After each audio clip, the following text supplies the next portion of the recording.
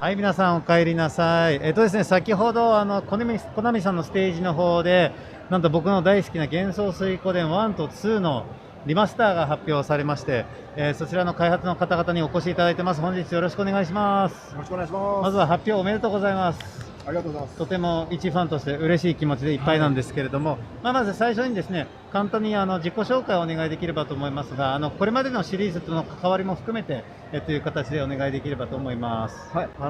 私はですね、プロデューサー担当しております大海と申します。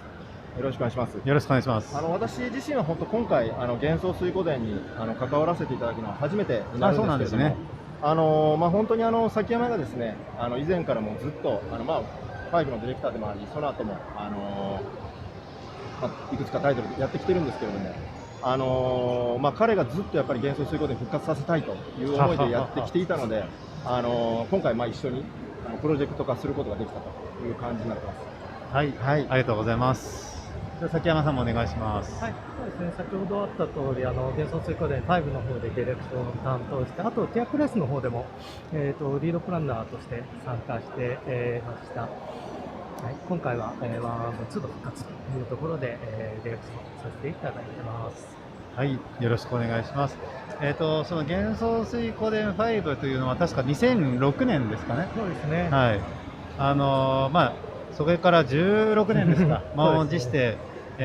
このシリーズがリマスターとして今回帰ってくるということで、ずっと復活させたいという、お気持ちがあったということで、今回、実際にリマスターするという決め手になったきっかけみたいなところを話していただけますか。決め手になったきっかけ。決め手に、そうですね、本当に、でも僕の印象からすると、本当も作りたいと言い続けてきた崎山さんの、やっぱこう、思いが叶ったと言いますか、私もたまたまタイミングよくですね、その時にちょっとこうプロデュースさせていただく、機会がありまして、機会があったというか、そういうタイミングがたまたまこう合いまして、本当今回、なんかうまくやれたっていう感じですね。最初は大会の方にはね、リマスターだから簡単ですよみたいな形で誘っといて、実はもう山ほどこう仕事があるというような感じの。これ皆さんご覧いただいていると分かると思うんですけど、これリマスターじゃないと思いますよ。いや、もうあえてやはりHD リマスターですというところをやっぱりこだわって今回作りました。ここはリメイクですね。ね、ほぼリメイクに近い形で、その背景も変わってますし、新しくなってますし、それからキャラクターのアートですねがすべて描き直しということで、これはシリーズですごく有名な川野さんが新規で描き下ろしをしているということで。もともとね、川野さんは幻想水湖伝1のキャラクターアートを作ってたんですけど、2のアートを描くのは今回初めてですよね。いや、2の方は今回は川野ではなくて、ではないと、1がそうという形なんですね。で、2に関しては、それは同じく当時のデザイナーの方が書いているということですか。いや、今回はHD のカムグラの方はHD 化したっていうか。なるほど。じゃあその新規の描き下ろしは1についての部分という形になるんですね。そうはやはり一番の絵がやっぱり素晴らしいので、それをそのまんま今の解像度でというところに選択しました。なるほど。じゃあ1に関しましてはそのキャラクターの絵も同じで、新しくて、で2は、主にその背景とかサウンド周りがすごく綺麗になっているのかなと思うんですけど、リマスターするにあたりその改善したポイントをぜひですね話していただければと思います。そうですね。やはり幻想水湖伝の特徴はシナリオとキャラクターというところで、そのシナリオをいかにより今の時代に届けるのに改良していけるかというところでこだわって、今回はその背景をまず全ての背景画を、イラストで書き起こし直しして、で、キャラクターのドットについてもこの最近の 3D のエフェクトだとかがしっかりキャラクターの方に反映されたりとして、その場にいる雰囲気っていうのをできるだけ出そうということでやっています。例えばキャラクターが歩く足音だとか、そういうことを入れることによってやはりこの世界にいるっていう感じを強く出せるようになったのではないかなと思います。他に例えばこのゲームの大きなポイントの一つは108人の仲間を集めるというのは、まあ、すごく、まあ、やり込み要素の一つでもあると思うんですけど、かなりやっぱ全て集めると大変だと思うんですよ。そういう意味ではこのリマスターで何かこうプレイヤーの手助けをする新しいシステムとか、そういうものって入ってたりするんでしょうか。そうですね、一つはバトルが、まあ、以前の原作のオリジナル版もすごいサクサクバトルっていう形でテンポよく進むんですけど、まあ、さらに今回は例えばお任せバトルに入るのに、以前はこうコマンドを選んで入るっていう形でしたけど、もうワンボタンでお任せバトルがスタートして、なるほど。で終了したいときにはまた終了するみたいな形でずっと眺めてプレイできるようになってますし、あと、倍速ですね、倍速で2倍速でバーバーバーバーとさらにサクサクバトルが超サクサクバトルになるという形で、よりテンポよくシナリオを楽しめるっていうような形になってます。なるほど。じゃあ結構そのストーリーメインで遊びたい人にとってもよりそういう意味では結構ストレスフリーな体験になっているということですね。セリフの方もセリフログという形で、さっきなんて言ってたっけみたいなことがあったときにすぐ読み返せるように戻れるんですね。はい、なるほどですね。はい。そうですね。まあ今回はその川野さんがその絵を描いてらっしゃるということで加わってるんですが、他に原作スタッフの方で監修とかという形で携わっている方っていらっしゃるんでしょうか。そうですね。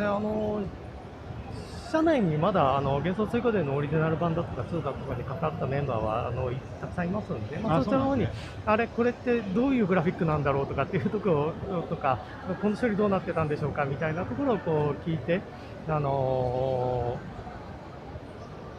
時のその原作の部分っていうのを再現したりということは伺ってました。そういう当時作ってた方のフィードバックも反映されている部分があるということですね。ちなみになんですけれども、このシリーズは5までナンバリングが続いているんですけど、今回はそのリメイクするにあたり、この最初の2作を選んだ理由は何だったんでしょうか。やはり幻想水湖伝というこのシリーズを復活させるためには、やはりこの原点である1作目、2作目というものをやはり今遊べる形でお届けするというのが、どうしてもPSP 版とか何でしたっけ、遊べるようなものはありますけど、それもちょっとすぐに簡単に遊べるっていうものではなかったので、今回スイッチ、プレイステーション、Xbox、Steam と、幅広い機種で展開することによって、より手に取りやすいというところで、まあ、これの皆さんの、そうですね、はい、まあ、やっぱり名作っていうふうにすごく言われてる、まあ、2タイトル、特にやっぱりシリーズの中でもやっぱり評価高いというところで。でやっぱりこう新しい方々にもやっぱり新しい、まあ、名前を知ってるけれどもプレイしたことがない、でプレイしようと思っても今遊べるハードというか今持ってるハードで遊べないみたいなところがあったりするかなと思いましたので、ファンの方にはもちろんですけど本当に遊んでみたいと思っていた方に今回遊んでもらえたら嬉しいです。やっぱりねファンにとってもまあ、例えば家にまだその古いバージョンを持ってて遊べるからっていう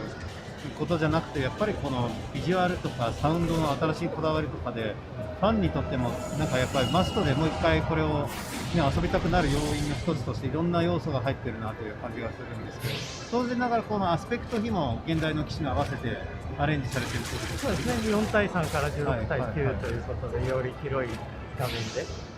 フェクトも派手にというところでやってます。例えばですけど、当時の画面で見たいっていう人にとってはそこを古いビジュアルに切り替えるっていうものとかもあったりするんですか。のコメントでございます。じゃ今後の発表をお楽しみということで、そのシリーズを復活するためにまずこの原点に戻るっていう、その第一歩ということだと思うんですけれども、もちろん現段階であまりその次のことについては話せないとは思うんですけれども、崎山さんのお気持ちとしては、ここからさらに次につなげたいという感じでしょうか。ぜひ皆さんに手に取っていただいて声を聞かせていただければと。はい、そうですね、先ほどのステージでもちょっとお話しさせていただいたんですけど、今の段階でまだ先のことで公式に発表できることはないんですけど、やっぱり私たちのチームとしてはやっぱりファンの皆さんの声っていうところがやっぱりこの復活するにあたってやっぱり崎山がすごくこう何としてもまたラインナップに幻想水湖伝をコナミのラインナップに入れたいという思いがあったというのがありますので、やっぱファンの方々も先々、5の続きっていうのは知りたいという方もたくさんいらっしゃると思いますので、私たちとしても、そこを目指して頑張っていきたいなと。ちょっとファンにとってはかなり、もちろん何も決まってるわけではないですが、こういう形で復活してますし、そういう意向もあるということで、長年ですね、止まってたシリーズですので、かなりファンにとっては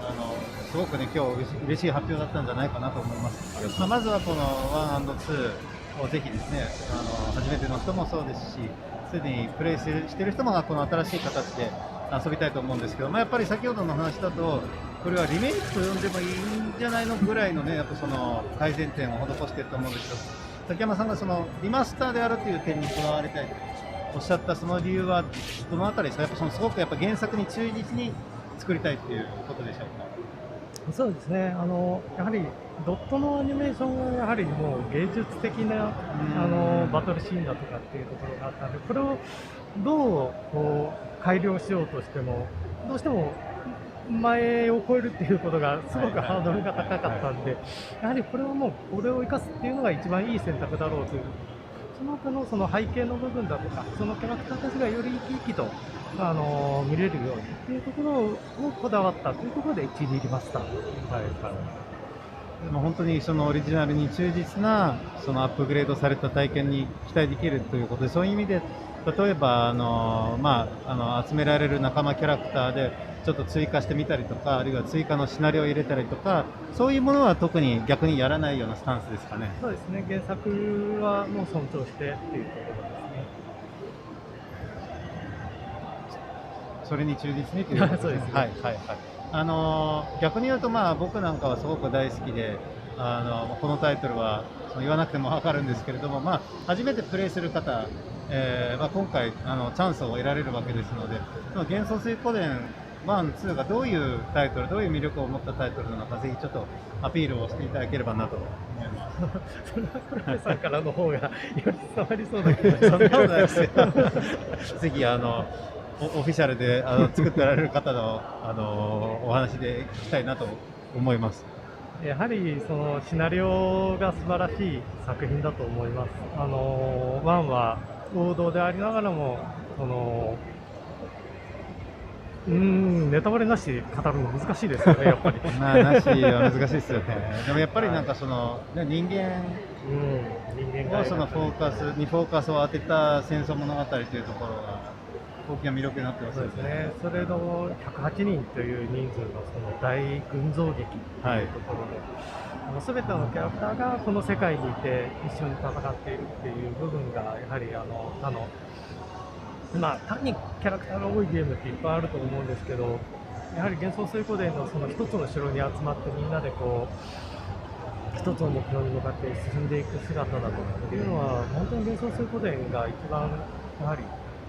特徴としている部分だと思いますので、ぜひ楽しんでいただければと思います。はい、あとはやっぱりその戦争の物語を表現するためのそのバトルシステムというのもすごく特徴的で、3つのバトルシステムがあると思うんですけれども、それについても、通常のバトルはね、皆さんご存知のその RPG の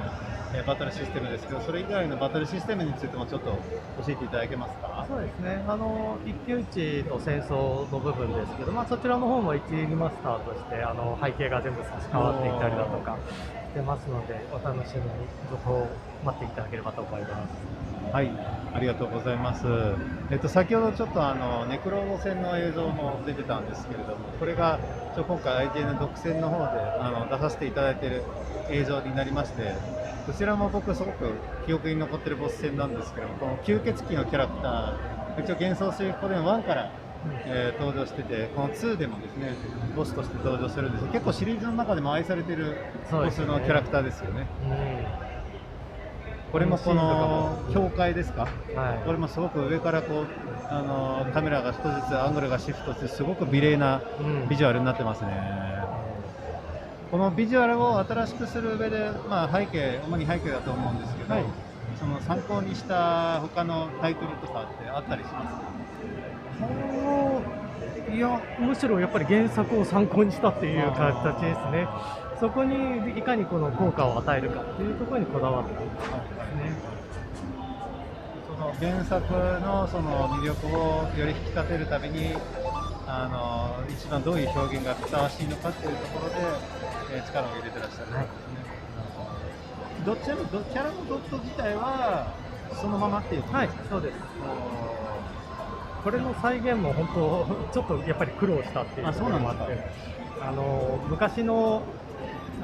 CD のデータ容量がすごくちっちゃいんで、もうこれをその生かすためにもうとんでもないプログラミング技術でこのドット絵がすごい圧縮されていたりとかされていて、これをまず回復するっていうのがすごい最初に手間取ったっていうところはあります。実はそのオリジナルそのままであるけれども、それをその新しい形で落とし込むのが実はすごく大変だったというところもあるんですね。まあ、そこではやはり過去これのプログラミングした人間だとかその時の使用書だとか、お借りして、再現などができた。このドットのビジュアルのキャラクターのビジュアルとその背景ってそのドットじゃないじゃないですか。はい、そこもそのなんていうんですかね、その自然にブレンドする上でなんか気をつけた点ってあったりするんですか？そうですね、やはりこの環境光が反映するとか、今みたいな点滅の部分だとか、馴染むようにいろいろと工夫を考えています。あとはその戦闘中のエフェクトとかもやっぱり一新されているように見えます。はい、そうですね、もうこれもすべて、リマスターしたという形ですね。そういう意味では結構、まあ、先ほどおっしゃられてましたけど、思った以上に膨大なプロジェクトになったということですけれども、実際にこれを作り始めたというのはいつぐらいに遡るんですか？そうですね、2020年の春ぐらい、ちょうどそのコロナ禍で、非常に大宣言が出て、もう明日からリモートワークだみたいなぐらいのタイミングで、ぐらいで始まってますね。となるとやっぱり2年ぐらいは、実質かかっていると。そうですね。一応2023年の発売を目指しているということで、まだ現段階はその発売までの、残りの時間は主にどういうところを作る、フェーズですか？いやもうさまざまなところにさまざまなところを本当にどれだけブラッシュアップできるかみたいなのとギリギリ続けている毎日。はい。というところで、幻想水光年 1&2 のリマスターについていろいろと話を伺いましたが、最後にですね、長らくですねこのシリーズが復活することを待っていたファンの皆さんに、お一人ずつメッセージをお願いできればと思います。どっちでもいやもう私からは本当にもうどちらかというと私本当に崎山が作りたいという思い、それはもう本当にファンの皆さんがいるからっていうところがありまして、本当にファンの皆さんに喜んでいただくために今回本当プロデュースしているというところがありますので、ファンの皆さんの声を力にしてですね、これからもこのシリーズを盛り上げていきたいと思っておりますので、はい、まずは1&2 リマスター、HD リマスター、皆さんに楽しんでいただきたいなと思っておりますので、もう少々時間いただきますけれども、よろしくお願いいたします。楽しみにしてます。そうですね、ファンの皆様ももちろんまず第一に喜んでいただきたいんですけど、もっとこれのシリーズを生かしていくために名前も知らない方にもぜひ今日の機会でこのタイトルを覚えてぜひプレイしていただければと思います。はい、ありがとうございました。というところで以上が、幻想水光年 1&2 リマスターのセッションでございました。ご出演いただきありがとうございました。そして本日のですね、愛人ジャパン生放送はこれまでとなります。夕方からですね、まだあるあれまだあったエンディングに向かいますね。ではそのまま下がっていただければと思います。ありがとうございました。ありがとうございました。よろしくお願いします。